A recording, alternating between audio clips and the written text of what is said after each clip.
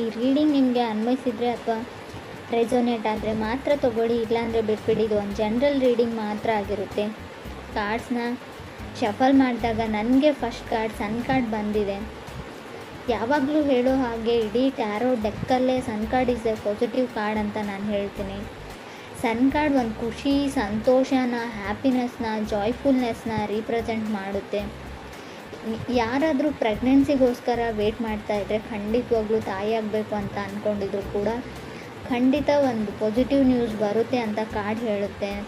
ಅಥವಾ ಯಾರನ್ನಾದರೂ ನೀವು ಅರ್ಥ ಮಾಡ್ಕೊಳ್ಳೋಕ್ಕೆ ತುಂಬ ಟ್ರಬಲ್ ಅಂತ ಹೇಳ್ತೀನಿ, ತೊಂದರೆ ಪಡ್ತಾಯಿದ್ರೆ, ಆ ವ್ಯಕ್ತಿ ಅರ್ಥನೇ ಆಗ್ತಾಯಿಲ್ಲ ಅಂತ ಅನ್ನಿಸ್ತಾ ಇದ್ದರೆ ಅದರ್ ಪರ್ಸನ್ಗೂ ಅಥವಾ ನಿಮಗೂ ಈ ಥರ ಫೀಲ್ ಆದರೆ, ಸೊ ಅರ್ಥ ಆಗೋ ಸ್ಟಾರ್ಟ್ ಆಗಿದೆ ಇತ್ತೀಚೆಗೆ ಅಂತ ಹೇಳ್ಬೋದು. ಸಕ್ಸಸ್ ಅಂತ ಹೇಳ್ತೀನಿ, ನೇಮ್ ಆ್ಯಂಡ್ ಫೇಮ್ ಅಂತ ಹೇಳ್ಬೋದು. ಸೊ ಅನ್ಕಂಟ್ರೋಲೇಬಲ್ ಫೀಲಿಂಗ್ಸ್ ಇದ್ದರೂ ಕೂಡ ಕೆಲವೊಮ್ಮೆ ಸನ್ ಕಾರ್ಡ್ ಬಂದಿರುತ್ತೆ. ಯಾವ ಥರ ಅಂದರೆ ನಿಮ್ಮ ಫೀಲಿಂಗ್ಸ್ನ ನೀವು ಕಂಟ್ರೋಲ್ ಮಾಡ್ಕೊಳ್ಳೋಕ್ಕೆ ಆಗ್ತಾಯಿಲ್ಲ ಕೆಲವ್ರಿಗೆ, ತುಂಬ ಟೆಂಪ್ಟಿಂಗ್ ಫೀಲಲ್ಲಿ ಕೆಲವ್ರು ಇದ್ದೀರಾ. ಸನ್ ಕಾರ್ಡ್ ಫಸ್ಟ್ ಕಾರ್ಡ್ ಬಂದಿರೋದ್ರಿಂದ ಸೊ ಏನೇನೋ ಆಗ್ತಾಯಿದೆ ಲೈಫಲ್ಲಿ. ಸ್ಟಾರ್ಟಿಂಗ್ ಎಕ್ಸ್ಪೀರಿಯನ್ಸ್ ಅಂತ ಹೇಳ್ಬೋದು, ಫಸ್ಟ್ ಟೈಮ್ ಅಂತ ಹೇಳ್ತೀವಲ್ಲ, ಯಾರ ಮೇಲೂ ತುಂಬ ಹೆವಿ ಲವ್ ಆಗಿದೆ ನಿಮಗೂ ಅಥವಾ ಅದರ್ ಪರ್ಸನ್ಗೂ. ಸೊ ಅನ್ಕಂಟ್ರೋಲೇಬಲ್ ಫೀಲಿಂಗ್ಸ್ ಅಂತ ಹೇಳ್ಬೋದು. ಕೆಲವರಿಗೆ ವೆಕೇಷನ್ನ ಅಗತ್ಯ ಇದ್ದರೂ ಕೂಡ ಸನ್ ಕಾರ್ಡ್ ಬಂದಿರುತ್ತೆ ನಿಮಗೂ ಅಥವಾ ನಿಮ್ಮ ಪಾರ್ಟ್ನರ್ಗೂ. ಸೆಕೆಂಡ್ ಕಾರ್ಡ್ ನನಗೆ ಡೆವಿಲ್ ಕಾರ್ಡ್ ಬಂದಿದೆ. ಸೊ ಮೇ ಬಿ ಜಾಬ್ನ ಕ್ವಿಟ್ ಮಾಡಬೇಕು ಅಂತ ಅನ್ನಿಸ್ತಾ ಇರ್ಬೋದು ಕೆಲವರಿಗೆ. ಸೊ ಮೇ ಬಿ ಏನೋ ರಾಂಗ್ ಆಗ್ತಾ ಇದೆ, ನನ್ನ ಜೊತೆ ಏನೋ ತಪ್ಪಾಗ್ತಾ ಇದೆ, ಇಲ್ಲೇನೋ ಸರಿ ಇಲ್ಲ ಅಂತ ಅನ್ನಿಸ್ತಾ ಇದೆ. ಕೆಲವರು ಡೌಟ್ ಬರೋಕ್ಕೆ ಸ್ಟಾರ್ಟ್ ಆಗಿದೆ. ಸೊ ನಾನು ತುಂಬ ವರ್ಕ್ ಮಾಡ್ತಾಯಿದ್ದೀನಿ, ನಾನು ತುಂಬ ಹಾರ್ಡ್ ವರ್ಕರ್ ಇದ್ದೀನಿ. ಸೊ ನನ್ನ ಶ್ರಮಕ್ಕೆ ಇಲ್ಲಿ ಪ್ರತಿಫಲ ಇಲ್ಲ ಅಂತ ನಿಮಗೂ ಅಥವಾ ಕೆಲವ್ರಿಗೆ ಅನ್ನಿಸ್ತಾ ಇದೆ. ಡಿಸಾಸ್ಟರ್ಸ್ ಅಂತ ಹೇಳ್ಬೋದು. ತುಂಬ ಪೊಸೆಸಿವ್ ಇದ್ದೀರಾ ನೀವು ಅಥವಾ ನಿಮ್ಮ ಪಾರ್ಟ್ನರು ತುಂಬ ಪೊಸೆಸಿವ್. ಸೊ ಯಾವ ಥರ ಅಂದರೆ ಕ್ರೀಪಿ ವೇಯಲ್ಲಿ ಅಂತ ಹೇಳ್ಬೋದು. ಸೊ ಪಾಸಿಟಿವ್ ಪೊಸೆಸಿವ್ನೆಸ್ ಅಲ್ಲ ಇದು, ತುಂಬ ನೆಗೆಟಿವಿಟಿ ಇದೆ, ಟಾಕ್ಸಿಕ್ ಎನರ್ಜಿ ಅಂತ ಹೇಳ್ತೀವಿ. ನಿಮ್ಮನ್ನು ಅವ್ರು ಫುಲ್ಲಿ ಕಂಟ್ರೋಲ್ ಮಾಡೋಕ್ಕೆ ಟ್ರೈ ಮಾಡ್ತಾ ಇದ್ದಾರೆ ನಿಮ್ಮ ಪಾರ್ಟ್ನರ್, ಅಥವಾ ನೀವು ಅವರನ್ನು ಆಲ್ರೆಡಿ ಮ್ಯಾರಿಡ್ ಇರ್ಬೋದು. ಅವ್ರ ಜೊತೆ ಯಾಕೆ ಮಾತಾಡಿದೆ, ಇವ್ರ ಜೊತೆ ಯಾಕೆ ಮಾಡ್ತಾಯಿದ್ದೆ. ಸೊ ಅನುಮಾನ ಅಂತ ಹೇಳ್ತೀನಿ, ತುಂಬ ಡೌಟ್ಸ್ ಇದೆ ಅವ್ರಿಗೆ. ಥರ್ಡ್ ಕಾರ್ಡ್ ನನಗೆ ಮೆಜಿಷಿಯನ್ ಕಾರ್ಡ್ ಬಂದಿದೆ. ಮೇ ಬಿ ನೀವು ಕನೆಕ್ಟ್ ಆಗಿರೋ ವ್ಯಕ್ತಿ ವೃಶ್ಚಿಕ, ಮಿಥುನ ಅಥವಾ ಕನ್ಯಾ ರಾಶಿಯವರು ಆಗಿರ್ಬೋದು. ಬಿ ಕೇರ್ಫುಲ್ ಅಂತ ಹೇಳ್ತಾ ಇದೆ. ಎಸ್ಪೆಷಲಿ ನೀವು ಸೊ ನಾನು ಮಾತನ್ನು ರಾಂಗಾಗಿ ತೊಗೊಳ್ಬೇಡಿ. ಮೇ ಬಿ ಮಿಥುನ್ ರಾಶಿಯವ್ರ ಜೊತೆ ಕನೆಕ್ಟ್ ಆಗಿದ್ರೆ ಸ್ವಲ್ಪ ಕೇರ್ಫುಲ್ ಆಗಿರಿ ಅಂತ ಹೇಳುತ್ತೆ. ಎಲ್ರಿಗೂ ಅನ್ವಯಿಸಲ್ಲ ಫ್ರೆಂಡ್ಸ್, ಮತ್ತೆ ಹೇಳ್ತಾ ಇದ್ದೀನಿ, ಕೆಲವ್ರಿಗೆ ಮಾತ್ರ. ಕೆಲವರು ಡ್ರೀಮ್ ಅಂತ ಪಡ್ತಾಯಿದ್ರೆ ನಿಮ್ಮ ಲೈಫಲ್ಲಿ ಈ ವ್ಯಕ್ತಿನೇ ಬರಬೇಕು, ತುಂಬ ಕನಸುಗಳನ್ನ ಕಂಡುಕೊಂಡಿದ್ರೆ ಮೇ ಬಿ ಅವ್ರು ಸಿಂಹ ರಾಶಿ ಅಥವಾ ಮಕರ ರಾಶಿಯವ್ರ ಬಗ್ಗೆ ನೀವು ಕಟ್ಕೊಂಡಿರ್ಬೋದು ಅಂತ ಕಾರ್ಡ್ ಹೇಳುತ್ತೆ. ಫೋರ್ತ್ ಕಾರ್ಡ್ ನನಗೆ ನೈಟ್ ಆಫ್ ಪೆಂಟಿಕಲ್ಸ್ ಬಂದಿದೆ. ಮೇ ಬಿ ಮಕರ ರಾಶಿಯವ್ರ ಜೊತೆ ನೀವು ಕನೆಕ್ಟ್ ಆಗಿದ್ರೆ ಅವ್ರು ತುಂಬ ಅವ್ರ ಫೀಲಿಂಗ್ಸ್ನ ಕಂಟ್ರೋಲ್ ಮಾಡ್ಕೊಳ್ತಾರೆ, ಬಟ್ ನಿಮಗೆ ಅನ್ಕಂಟ್ರೋಲೇಬಲ್ ಫೀಲಿಂಗ್ಸ್ ಇದೆ ಅಂತ ಹೇಳ್ಬೋದು ಕಾರ್ಡ್ ನೋಡಿದರೆ. ಫೋರ್ತ್ ಕಾರ್ಡ್ ನನಗೆ ನೈಟ್ ಆಫ್ ಪೆಂಟಿಕಲ್ಸ್ ಬಂದಿದೆ. ಸೊ ಕೆಲವೊಮ್ಮೆ ನೈಟ್ ಆಫ್ ಪೆಂಟಿಕಲ್ಸ್ ಮಾಡೋದನ್ನು ಎಲ್ಲ ಮಾಡಿಬಿಡ್ತಾರೆ ನೀವು ಅಥವಾ ನಿಮ್ಮ ಪಾರ್ಟ್ನರು. ಸೊ ನಾನೇನೂ ಮಾಡಿಲ್ಲ ಅನ್ನೋ ರೀತಿ ಇರ್ತಾರೆ. ಸೊ ಸ್ಮೂತ್ ಕ್ರಿಮಿನಲ್ಸ್ ಅಂತ ಹೇಳ್ತೀವಿ. ಸೊ ಯಾವುದೋ ಒಂದು ತಪ್ಪು ಕೆಲಸ ಅಂತ ಹೇಳಲ್ಲ ಫ್ರೆಂಡ್.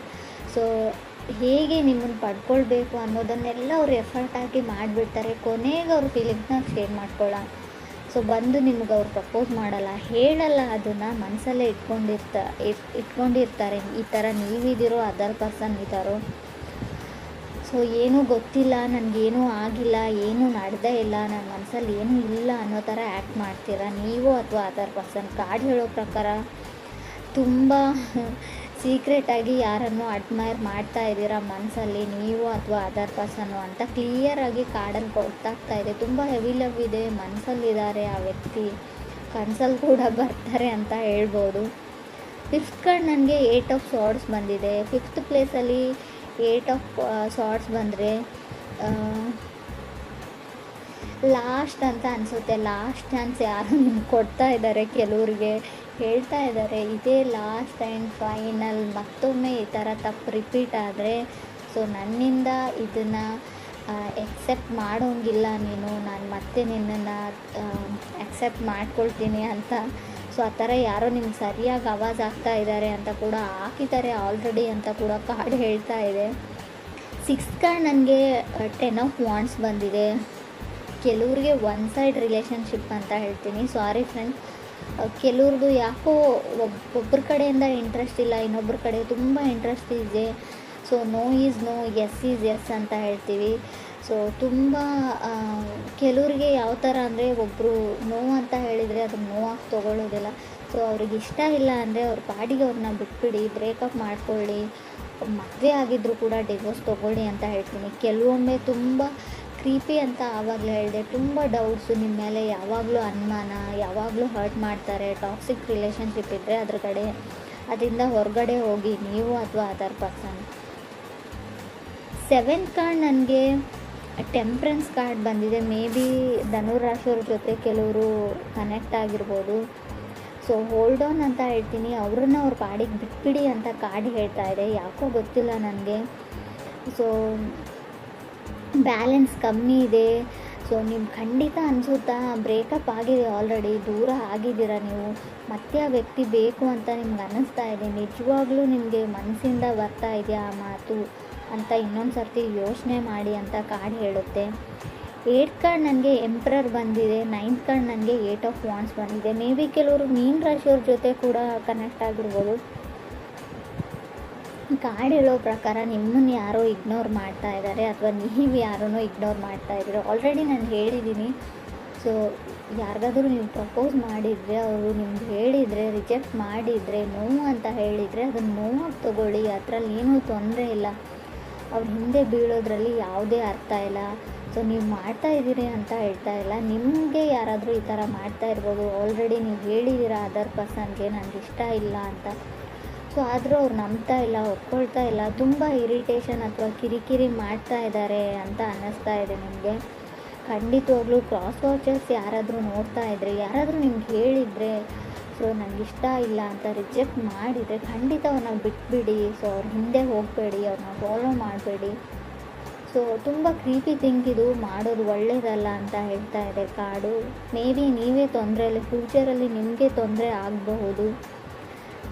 10th ಕಾರ್ಡ್ ನನಗೆ 6 ಆಫ್ ಸಾರ್ಡ್ಸ್ ಬಂದಿದೆ. ಕೆಲವೊಮ್ಮೆ 6 ಆಫ್ ಸಾರ್ಡ್ಸ್ 10th ಪ್ಲೇಸಲ್ಲಿ ಬಂದರೆ ಖಂಡಿತವಾಗ್ಲೂ ನಿಮ್ಗೆ ಅನ್ಸೋಕ್ಕೆ ಸ್ಟಾರ್ಟ್ ಆಗುತ್ತೆ, ಎಲ್ಲರೂ ನನ್ನನ್ನು ಇಗ್ನೋರ್ ಮಾಡ್ತಾ ಇದ್ದಾರೆ, ಯಾರೂ ನನ್ನನ್ನು ಕೇರ್ ಮಾಡ್ತಾ ಇಲ್ಲ ಅಂತ. ನಿಮಗೂ ಅಥವಾ ಅದರ್ ಪರ್ಸನ್ಗೂ, ಅಥವಾ ಅವ್ರು ನಾನು ಇಷ್ಟ ಆದರೂ ಕೂಡ ಇಗ್ನೋರ್ ಮಾಡೋ ರೀತಿ ಆ್ಯಕ್ಟ್ ಮಾಡ್ತಾ ಇದ್ದಾರೆ ಅಂತ ಅನ್ನಿಸ್ಬೋದು. ಬಟ್ ಆ ಥರ ಎಲ್ಲ ನಿಜವಾಗ್ಲೂ ಅವ್ರಿಗೆ ನೀವು ಇಷ್ಟ ಇಲ್ಲ, ಅವ್ರನ್ನ ಅವ್ರ ಪಾಡಿಗೆ ಬಿಟ್ಬಿಡಿ ಅಂತ ಕಾರ್ಡ್ ಹೇಳ್ತಾ ಇದೆ.